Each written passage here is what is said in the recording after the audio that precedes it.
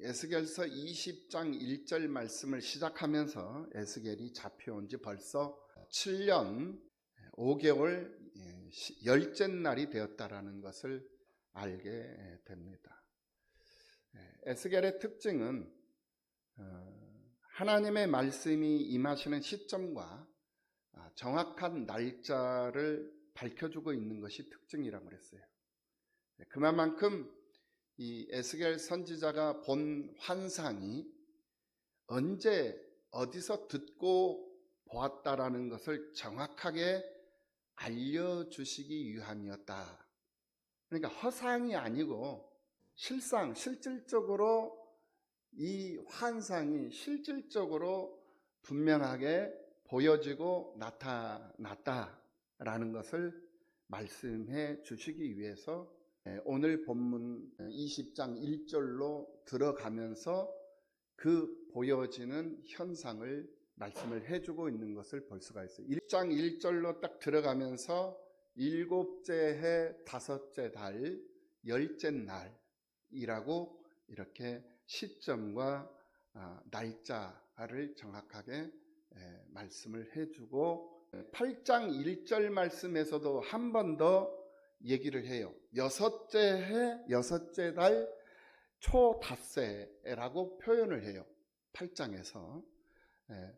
그러니까 8장에서 하나님이 에스겔에게 임재하셔서 환상을 보여주시고, 그리고 이제 11개월 만에 7년 5개월 열째 날이니까 11개월 만에 다시 또 하나님께서 에스겔에게 임재하셔가지고 환상을 보여주셔요. 그런데 가만히 보면 14장에서 장로들이 이 에스겔에게 한 번 또 찾아왔거든요. 그런데 오늘 20장에서 또 장로들이 또 한 번 또 찾아와요. 그러니까 1년 12개월이라는 그 기간 안에 하나님께서 이 에스겔에게 임재하셔서 환상을 보여주시고 11개월이 지난 기간 도중에 이 장로들이 에스겔을 한 번 찾아왔었다라는 거예요. 그리고 또 20장에서 한 번 더 찾아온 것을 볼 수가 있어요. 그런데 이 하나님께 물으려고 에스겔을 찾아서 에스겔 앞에 앉았다 장로들이. 그 당시에 이 장로들이 누구냐? 바로 사회적인 지도자들, 그리고 관료들, 정치적인 관료들, 그리고 종교적인 지도자들, 이런 사람들이 다 장로들이었다. 이 장로들이 우상 앞에 가서 앉아 있지 않냐고, 에스겔 하나님의 말씀을 들으려고 에스겔 선지자 앞에 와 앉았다라는 것은 잘하는 것이죠. 아주 잘하는 것이다 라고 생각을 해볼 수가 있습니다. 누구든지 문제가 있든 없든 하나님을 가까이 하고 산다라는 것은 잘하는 거예요. 못하는 것이 아니다라는 말씀입니다. 그래서 어떤 상황에 놓여 있든지 우리는 하나님을 찾는 일을 즐거워해야 돼. 그런데 중요한 것이 뭐냐? 오늘 본문 3절로 들어가서 보니까 장로들이 묻지도 않았는데, 장로들이 물어보지도 않았어요 아직. 그런데 하나님께서 에스겔에게 임하셔가지고 하나님이 먼저 에스겔에게 말을 하셔요. 장로들이 묻지도 않았는데, 인자야, 하나님이 에스겔을 부른 거죠. 인자야, 이스라엘 장로들에게 말하여 이르라. 묻지도 않았는데 먼저 말을 합니다. 주 여호와께서 이렇게 말씀하셨느니라 라고 말하라. 너희가 내게 물으려고 왔느냐? 너희가 내게 무엇을 물어보려고 왔느냐? 라고 말씀을 하고 있다는 거예요.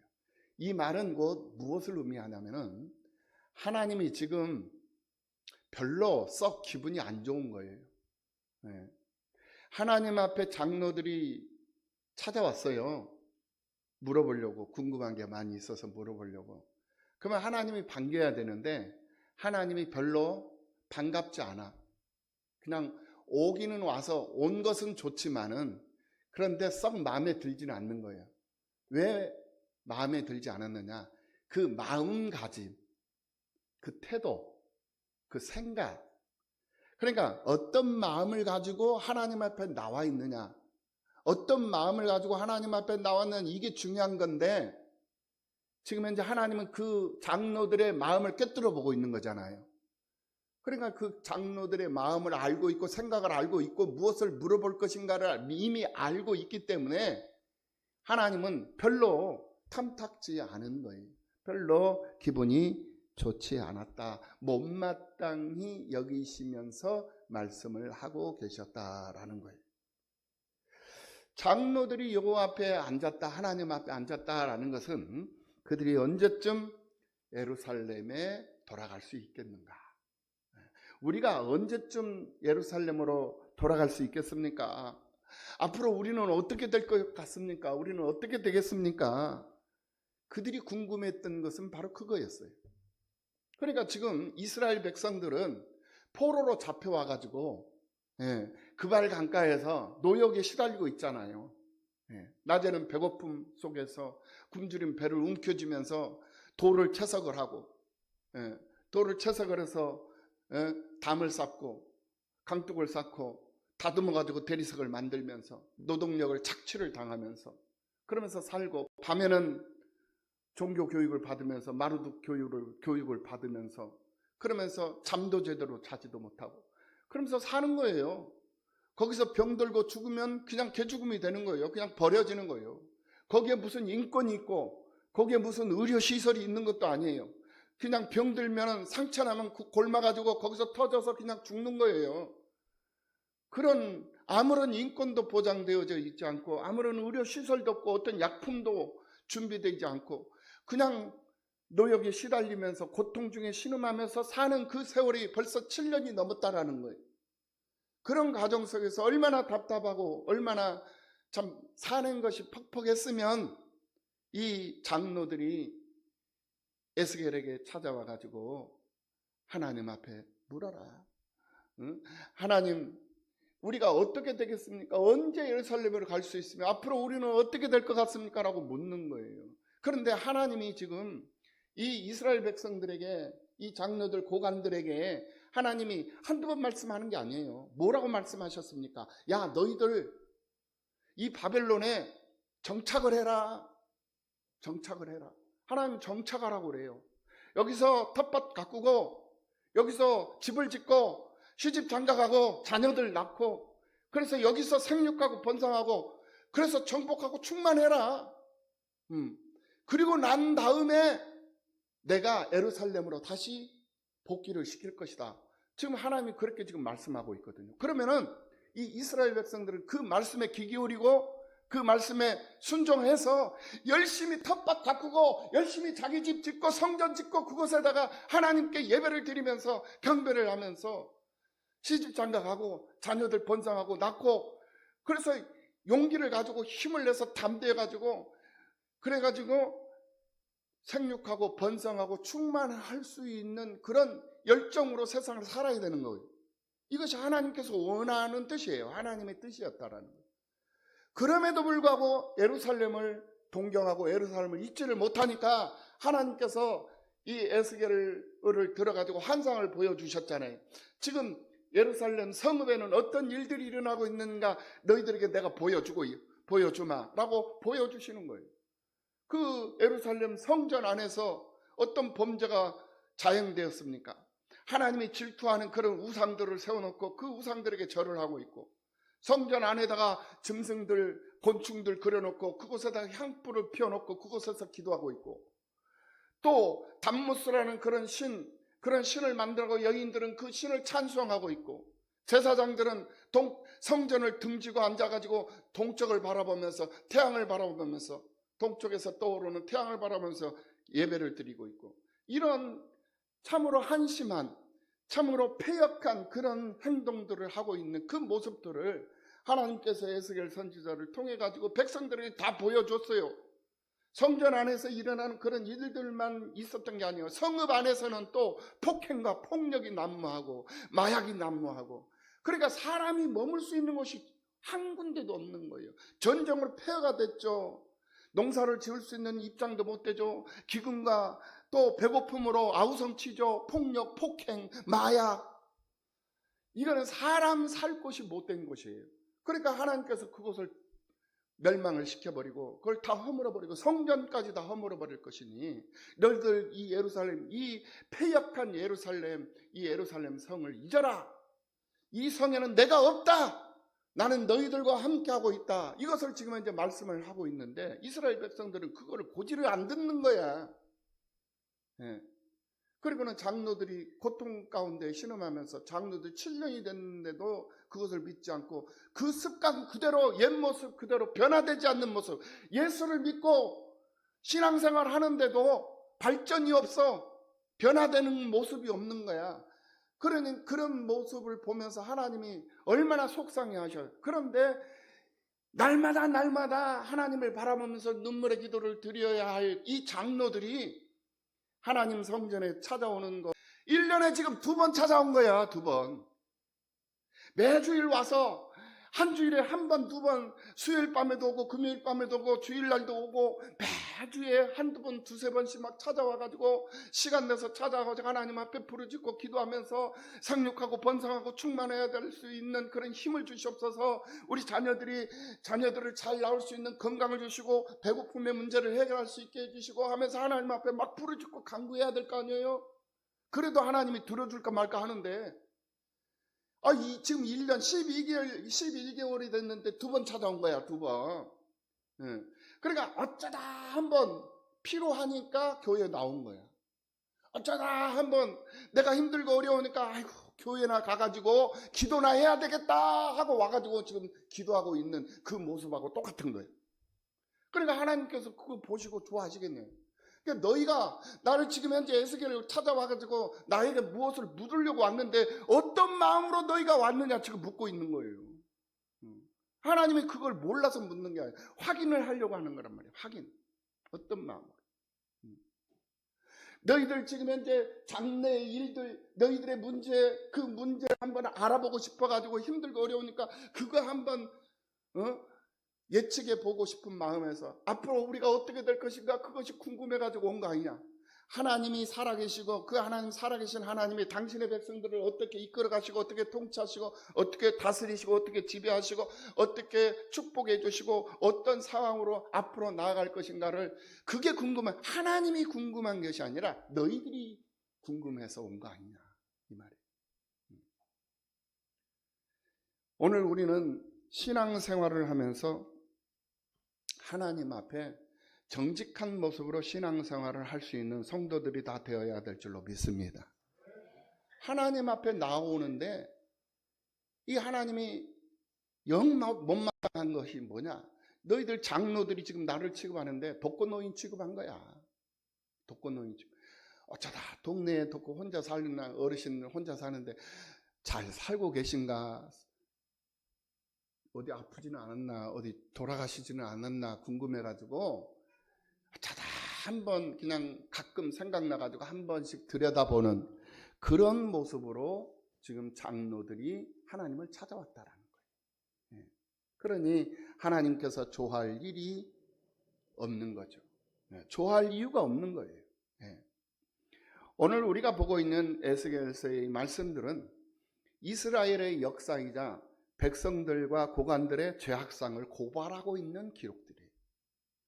그런데 놀라운 것은 그 죄악이 끊임없이 반복되고 있다는 거예요. 죄악이 털어져 버려야 되는데 없어져야 되는데 끊임없이 반복되고 있어요. 사실 이 이스라엘 민족이 끊임없이 우상을 숭배하는 본질적인 이유가 뭐였느냐? 이스라엘 이 민족에 이방 민족이 많이 섞여 있었다라는 거예요. 어느 때 합류해가지고 나왔습니까? 출애굽을 할 때. 출애굽을 할 때 애굽 사람들, 이방 사람들, 애굽에 있었던 애굽 사람들뿐만이 아니라 그 외에 주변에 있던 이방 사람들, 그들이 민족을 이뤄가지고 이스라엘 민족이 출애굽할 때부터 많은 이방 민족들이 그들 가운데에 함께 섞여가지고 함께 있었다라는 거예요. 물론 그들이 출애굽을 할 때, 이스라엘 백성들과 함께 출애굽을 할 때 하나님을 섬기기로 명세를 하고 율법을 지키겠다, 규례와 율례를 지키겠다라고 맹세를 하고 함께 나온 사람들이잖아요.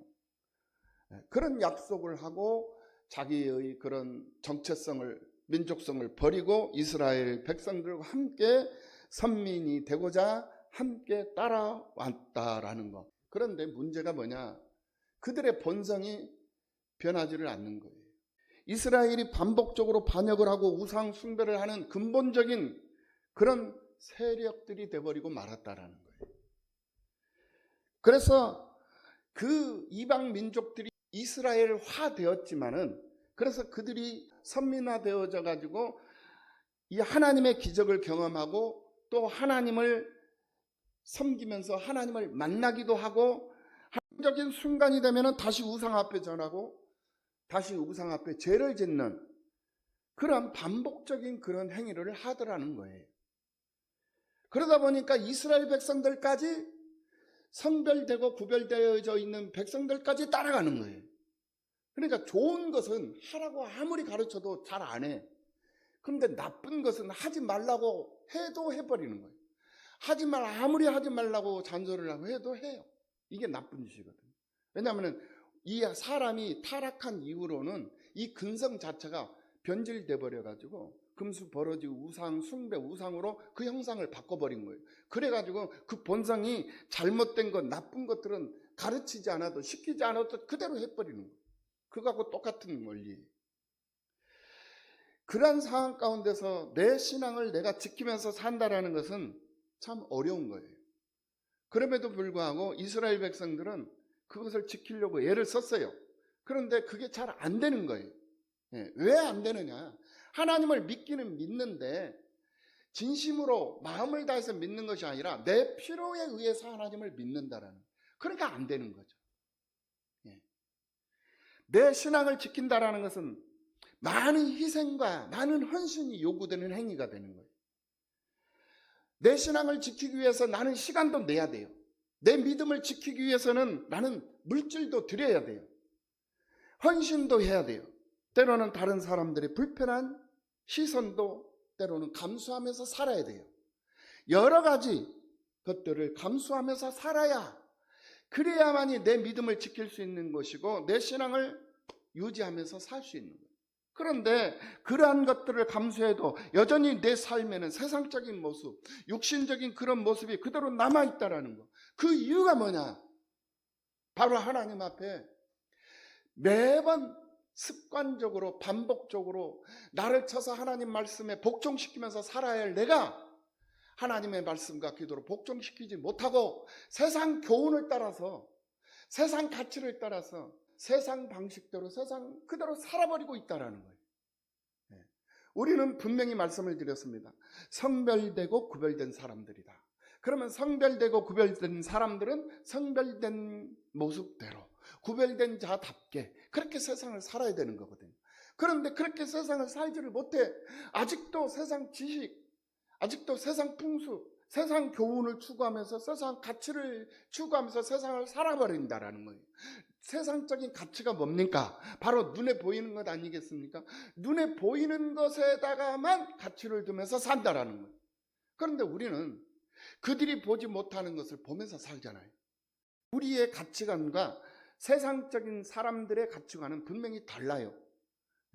세상 사람들의 가치관은 눈에 보이는 것, 물질, 이런 것들에다가 마음을 두고 가치를 두고 살지만 우리는 영원한 천국을 바라보면서 사는 거예요. 보이지 않는 세계, 그 세계가 또다시 우리를, 또 다른 세계가 우리를 기다리고 있다라는 그 사실을 우리는 경험하면서 그 가치를 두고, 거기에 가치를 두고 믿음의 삶을 살아가고 있다라는 거예요. 오늘 본문의 이제 결론적인 말씀을 보면 하나님의 방법을 우리가 생각해 볼 수가 있어요. 하나님의 방법이 무엇이었느냐? 심판하시겠다라는 거예요. 그런데 이 심판은 하나님이 심판하시겠다, 하나님이 불러 태우겠다라고 하시는데 이 심판의 의미가 뭐냐? 이 심판의 의미는 멸망을 얘기하는 것이 아니라 새로운 출발을 얘기하고 있다라는 거예요. 요즘은 농업 기술이 발달해가지고 그런 것들이 별로 없습니다만 예전에는 농사가 끝나면은 이 논두렁을 다 태웠어요. 불로 다 태웠단 말입니다. 그러면은 이 논두렁에 있는 해충들이 다 죽습니다. 그리고 그 태워진 그 재들이 거름이 돼요. 비료가 된단 말입니다. 예. 거름이 되고 비료가 돼가지고 그 다음 해에는 농사가 잘 되게 되어져 있는 거예요. 그러니까 농부의 그 논두렁을 태우는 그 농부의 마음은 어떤 마음입니까? 다음에는 더 나은 농사, 더 좋은 농사를 지어야 되겠다라는 그런 다짐을 하는 그런 마음가짐이죠. 바로 그거예요. 우리의 삶도 마찬가지다라는 거예요. 우리는 삶도 신앙도 잘 가꾸고 싶어 하는 것이 우리의 마음이죠. 그런데 때로는 어떤 식물에게는 물이 독이 될 수도 있어요. 그리고 어떤 기름지고 비옥한 흙덩이가 때로는 어떤 식물에게는 오히려 맞지 않을 수도 있다는 것도 우리는 잘 알고 있어요. 그런 원리와 같이 이 이스라엘 백성들이 세상을 살아가는데 하나님이 원하고 하나님이 뜻하는 대로 살지를 않으니까 하나님께서 그들을 태워버려요. 그들을 허물어버리고 흩어버린단 말입니다. 그리고는 다시 모아요.